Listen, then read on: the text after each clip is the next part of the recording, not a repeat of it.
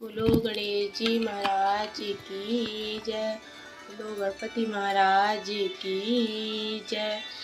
पार्वती जी बोली है पुत्र पार्वती जी बोली हे पुत्र, वैशाख मास की संकटा चतुर्थी को कौन से गणेश का पूजन करना चाहिए। श्री गणेश जी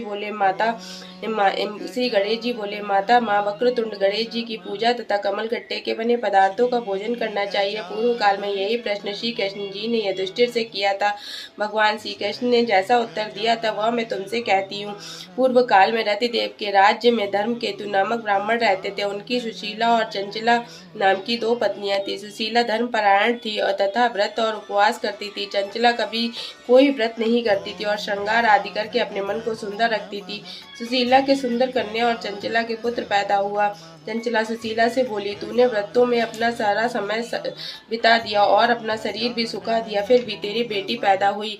देख, मैं कभी कोई व्रत नहीं करती, परंतु फिर भी मेरे पुत्र पैदा हुआ। अपनी सौत के वचन सुनकर सुशीला बहुत दुखी और भक्तिपूर्वक गणेश जी की आराधना करने लगी। व्रत से प्रसन्न होकर गणेश जी ने स्वप्न में दर्शन देते हुए कहा, सुशीला, मैं तेरी पूजा से प्रसन्न हूँ। तेरी कन्या के मुख से सदा मोती व मूंगा गिरा किया करेंगे और सुंदर विद्वान पुत्र भी तुझे प्राप्त होगा।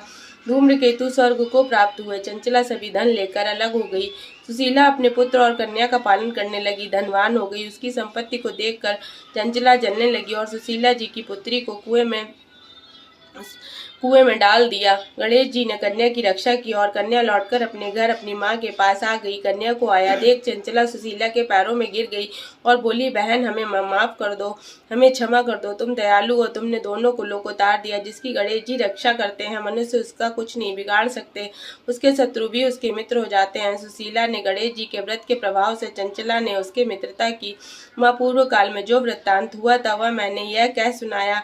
श्री कृष्ण जी बोले, राजेंद्र, तुम भी गणेश जी की उपासना करो, इससे तुम्हारे भी शत्रु नाश होंगे और तुम भी अपने भाइयों के साथ शीघ्र ही गणेश जी की कृपा से अपने राज्य को प्राप्त कर सकोगे। बोलो गणेश जी महाराज की जय।